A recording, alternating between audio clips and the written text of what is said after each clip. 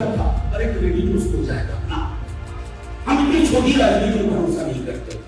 Credit लोग दे रहे हैं, क्या करें, लोगों का मुंह पड़ता है।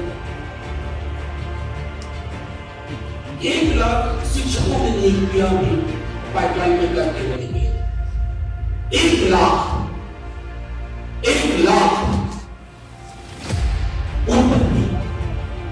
आप उन शिक्षकों की नियुक्तियों का आपका कोई विभाजन ना होगा।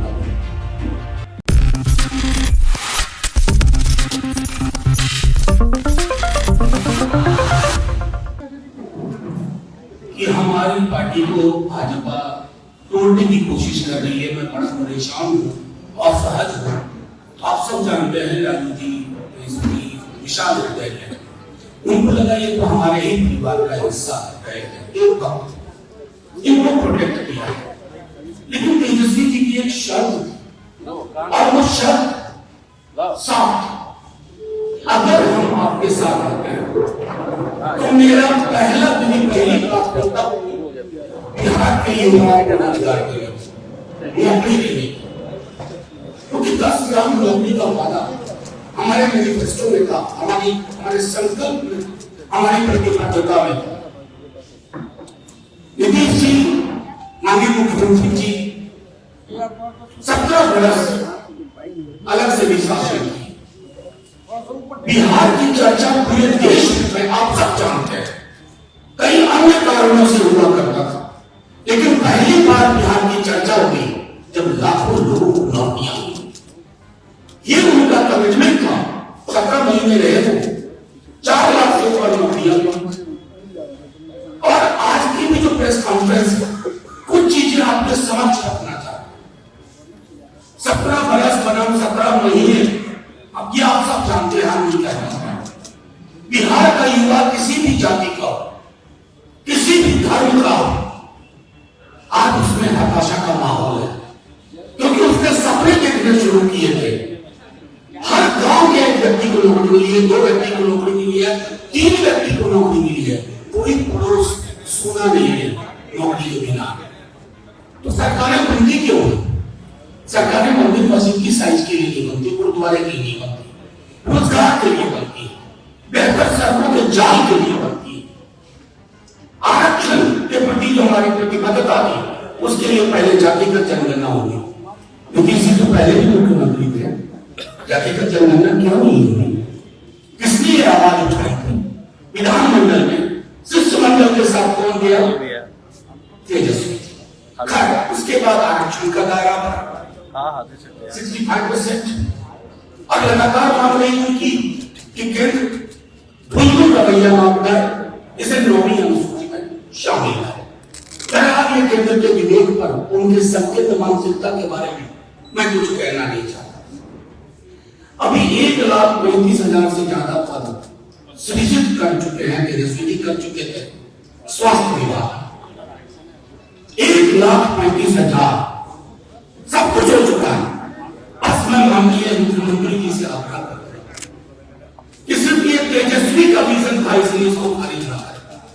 बिहार के युवाओं को स्मरण करें और इन 1,35,000 नौकरियों को 2 महीने के अंदर सारी प्रक्रिया पूरी करें। क्योंकि तेजस्वी का आइडिया था, अरे क्रेडिट उसको जाएगा ना। हम इतनी छोटी राजनीति में भरोसा नहीं करते। क्रेडिट लोग दे रहे हैं, क्या करें, लोगों का मुंह बंद करते। 1 लाख शिक्षकों की नियुक्तियां भी पाइपलाइन में करते हुए निकले। 1 लाख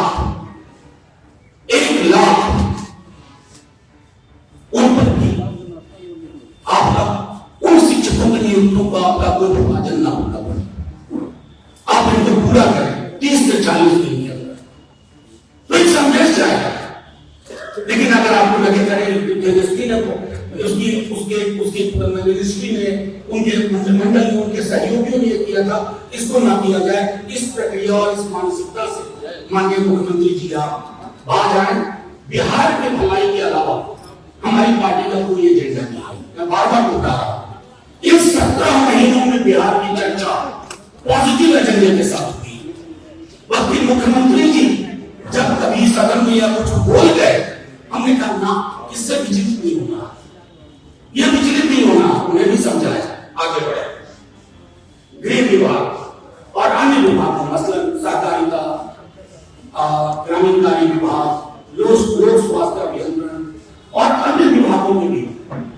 युक्तियां चिन्हित कर दी गई और इन चिन्हित युक्तियों को मैं फिर से दोहरा रहा हूं कि आप उसको संकाज ना करें, इस पर तुम्हारा धार ना करें, तो बिहार के युवाओं को सबके देखने का मौका लगेगा।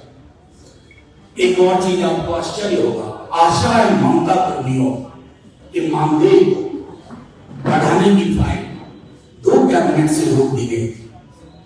मैं खुद पटना में जाकर के महसूस करता, आशा कर्मियों के डेलीगेशन तेजस्वी जी से मिल रहे, उनको भरोसा था उनकी मानदेय बढ़ोतरी पर सब कुछ होगा, हस्ताक्षर हो चुके हैं अन्य लेकिन नहीं, क्या बिगाड़ा है? तेजस्वी से ना प्रॉब्लम थी, वो भी क्या प्रॉब्लम थी कोई नहीं जानता, आज तक आप नहीं बोल पाए कुछ भी। आशा ममता कर्मियों के लिए क्यों कर रही है बात? उनका घर कैसे चलेगा? अब तेजस्वी जी से राजनीतिक लड़ाई लड़ी है, अरे वो उस मिट्टी के बने हैं, झुकेंगे नहीं, लालू जी के भी गए, लेकिन आशा ममता कर्मियों का जो मानदेय बढ़ चुका है उसको रोकने की कोशिश ना करें। आप सबने देखा होगा कि लोग वहीं स्टेडियम गए, सारा कुछ उसका प्रोसेस में चुका है, मोनी स्टेडियम कई हॉस्पिटल्स की काया पलट की सारी प्रोसेस हो चुकी है। 5 स्टार होटल्स को लेकर निवेश को लेकर कई सारी चीजें, इसको सिर्फ इसलिए मत रोक दीजिएगा मुख्यमंत्री जी, ये सपना तेजस्वी का, ये सपना बिहार का, तेजस्वी जी ने उस पर मोहर लगाई, उनकी मोहर को सिर्फ इसलिए खारिज न कर दीजिए कि आप किसी खत के गिरते गिरते ऊपर के होकर ये फैसला संभवतः आपका ना रहा हो, स्वेच्छा से फैसला लेने के आप संभवतः समर्थ हैं या नहीं मैं नहीं जानता, लेकिन ये जरूर जानता हूं कि कई नेतानुमा अधिकारी और कई अधिकारी नुमा नेता क्या क्या फैसले करवा लेते हैं।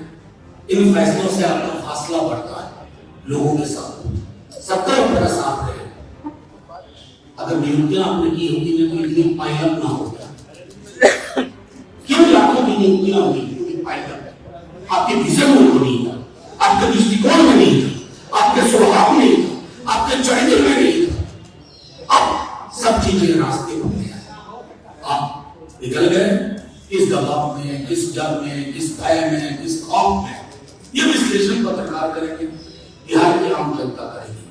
लेकिन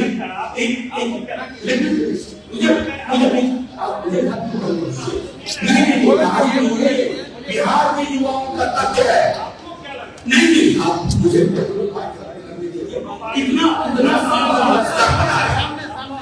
मैं सिर्फ ये कहना चाहता हूँ, पॉलिटिकल लड़ाई लड़ी हो, लेकिन पॉलिटिकल लड़ाई के साथ साथ बिहार के हक और हकूक लाखों लोगों के रोजगार बाधित न करिए, क्योंकि ये रोजगार तेजस्वी जी सत्ता में रह करके अगर दे रहे हैं तो सड़क पर रह करके भी आपको मजबूर कर देंगे।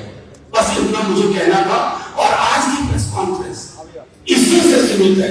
मैं आपसे आग्रह करूंगा आज की प्रेस कॉन्फ्रेंस से उत्पन्न मुद्दों पर आप मुझसे सवाल करें, मैं बाकियों की तरह सवाल का जवाब देने से करूंगा। मनोज झा जी, आपने कहा नौकरी देने की बात आपने की, लेकिन अभी नीतीश कुमार ने कहा है कि जो किया मैंने किया है, तेजस्वी यादव ने कुछ नहीं किया। 2005 से पहले की क्या स्थिति थी?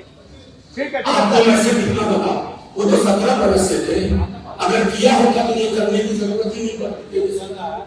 17 बरस में कितने रोजगार किए, 17 महीने में कितने रोजगार किए।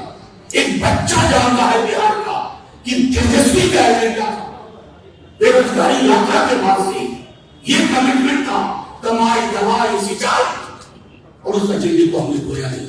जब आप चल के आए कि हमको बचा लीजिए, प्रोटेक्ट करिए, तेजस्वी जी की पहली शर्त नौकरी नौकरी नौकरी, और उस शर्त को 17 महीने में जितना तेजी से पूरा कर सकते थे, और जो कुछ वो साइन करते हुए फाइल जिनकी तैयार है, इसको कैबिनेट में नहीं लाया गया, उनका जिक्र मैंने आपके समक्ष। मनोज झा जी, नीतीश कुमार ने कहा कि 2005 से पहले जो कुछ भी हुआ, उन्होंने याद दिलाया 2005 के पहले क्या होता था, शाम के बाद लोग नहीं निकलते थे। 2005 के बाद 2015 हुआ, 2015 के बाद 2022 हुआ, ये 2005 के बाद 2015 हुआ, 2015 के बाद 2022 हुआ, और 2005 नौकरी ढूंढ रहे हैं, उन्हें नौकरी दीजिए। इतिहास की विस्मृतियों में, गलत स्मृतियों में मत जाइए। मैं अभी भी आग्रह करूंगा, माननीय मनोज जी कह रहे हैं कि राहुल गांधी पूरा क्रेडिट ले रहे हैं, जो कास्ट सेंसस बिहार में हुआ उसका क्रेडिट राहुल गांधी ले रहे हैं, क्या वो भूल गए हैं? कास्ट सेंसस का क्रेडिट अगर किसी व्यक्ति को जाता है तो वो तेजस्वी यादव को, और नेशनल लेवल पर इस सुर मिलाने के लिए कांग्रेस पार्टी का धन्यवाद, डीएमके का धन्यवाद। क्या इंडिया अलायंस करना नहीं चाहते थे, इंडिया हो? उन्होंने नाम बदल। सुनिए, मैं हर उस मीटिंग में रहा हूं, अगर सारी चीजें खोल करके सामने रख दूंगा ना, आपको बचाना मुश्किल होगा। एक सवाल और है, फिर जनता से क्यों छिप रहा है?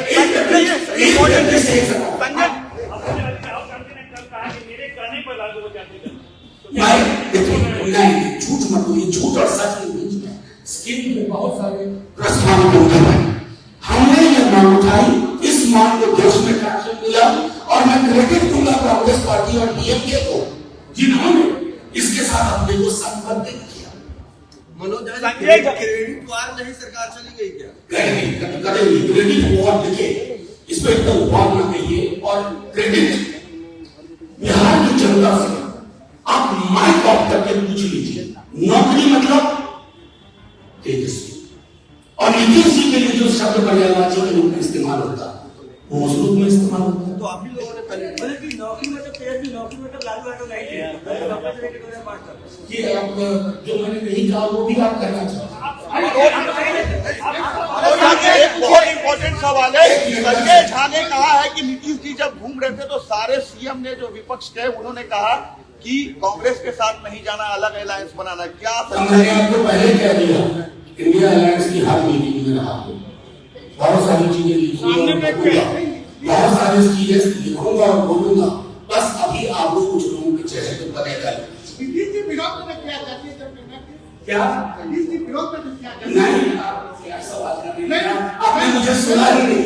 नीतीश जी नहीं, देखिए राहुल जी ने क्या कहा, वो राहुल जी की पार्टी से पूछिए। इधर देखिए, मैं सिर्फ इतना कहना चाहता हूँ, आप सब जानते हैं बिहार में जो तेजस्वी जी ने इस बात को उठाया, फिर नीतीश जी ने उनसे मुलाकात की, अपना तो पता बंद कमरे में, उसके बाद नीतीश जी दिल्ली तक गए। तेजस्वी जी ने ही प्रधानमंत्री के समक्ष सारी बातें रखी, प्रधानमंत्री जी की चुप्पी भी ऐतिहासिक दस्तावेज, और उसके बाद जो कुछ हुआ जनगणना संपन्न हुई, कोर्ट में कौन गया?